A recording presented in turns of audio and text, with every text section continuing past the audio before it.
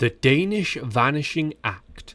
So, the Tour de France ends, fireworks explode over the Champs-Élysées, Tadej Pogačar is wrapped in yellow and bathed in champagne, while cameras zoom in, microphones extend, and everyone awaits Jonas Vingegaard. The man, the myth, the disappointed Dane. Except, he's not there. That's right, after being dethroned by Pogačar, Jonas Vingegaard essentially ghosted the media, pulling a disappearing act so complete even his own helmet probably had questions. While Pogačar smirked his way through interviews, chuckling about how, quote, I felt amazing, the defending Tour champion was nowhere to be found.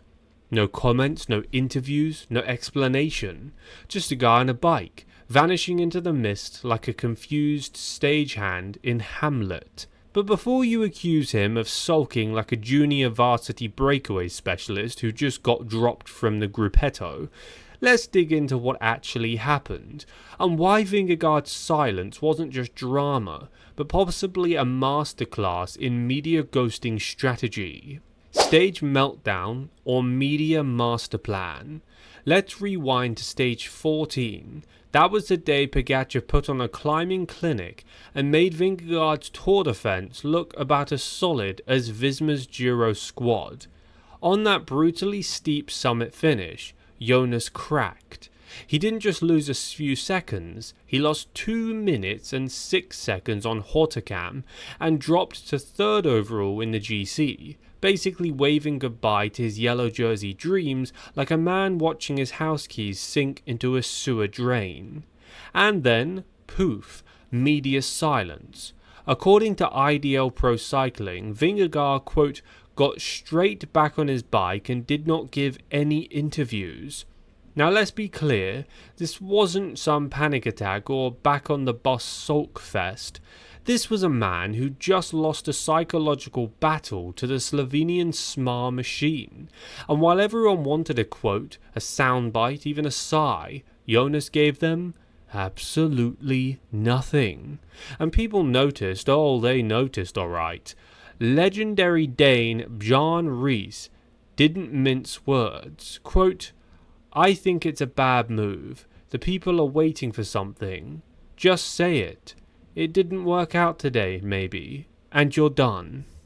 So, was it arrogance? A tantrum? No. This was textbook Tour de France damage control.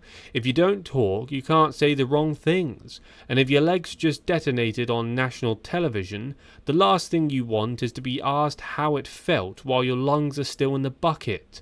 The psychology of silence. Here's the thing, Vingegaard wasn't just some guy getting shelled in the mountains. He was riding, by many accounts, better than ever. As Cycling Weekly pointed out, quote, he was better than ever in some stages, but also experienced some of the worst days of his career. So, what's a guy to do when he's at peak form and still getting humiliated by a guy who races like he's late for dinner? You keep your mouth shut, because anything you say can and will be turned into content. Quote, I had a bad day, becomes, Vingegaard admits defeat. Quote, I don't know what went wrong, becomes, Visma meltdown confirmed. In this era, silence is safer than sincerity. He also knew what the headlines would be. Pogačar demolishes Vingegaard. Slovenian sunshine outshines Danish depression. No need to help those narratives along with a teary-eyed soundbite.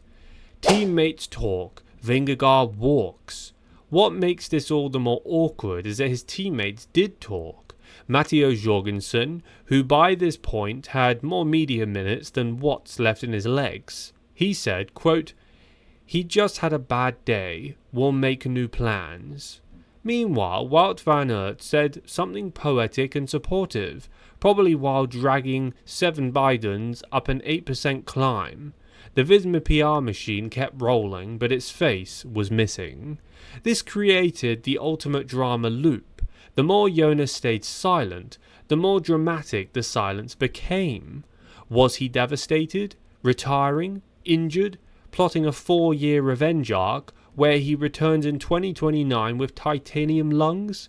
The media filled in the blanks because Jonas didn't. And let's be honest, the podium finish in Paris with that kind of adversity is still impressive. He lost to a guy in the form of his life, not because he failed, but because Pogačar had his Tour de France Thanos moment. What the silence really means. So what's the takeaway? Did Jonas Vingegaard ghost the media? Technically, yes. But let's not forget, this is a guy who came back from a horrific accident and a major issue. He didn't race for months and still finished second in the Tour de France. After the race, he did break the silence eventually. To Cycling News, he said, quote, "I'm proud. I'm very happy with this tour." He even confirmed that he plans to race the Vuelta a España, so no, he's not retiring, he's not depressed, he's not fleeing to Ineos either, whoever said that. He just didn't feel like getting grilled about why Pogačar turned him into a mere mortal on a French volcano. And you know what, that is fair, because sometimes the strongest move you can make is to say absolutely nothing. And when Jonas Vingegaard decided to just walk off and cool down or go back to the Visma bus, he was telling the media so loudly, "You can't take anything I say and spin it." Although he did say a few things, which is kind of funny, because I thought he's an all or nothing kind of guy. The tour may be over, but the silence echoes. So as the dust settles and the champagne flutes are washed, remember this. Jonas Vingegaard didn't throw a tantrum, he didn't flee the sport, he didn't pull a Contador and retire mid-stage. He did something far more terrifying for the cycling press. He left them with no quote, no hook, no drama, just his silence. And in 2025, that might just be the biggest flex of all. What do you guys think? Comment down below your opinions in the comment section. I did do some reaction to the very few comments he made to the press, and it was regarding how disappointed he was.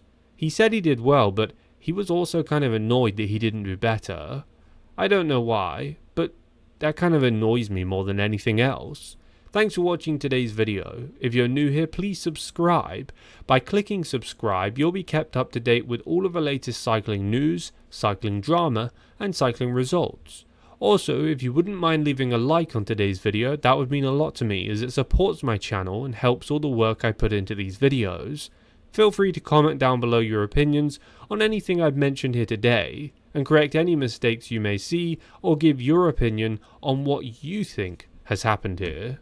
I'll catch you guys in this afternoon's video. Be sure to tune in then.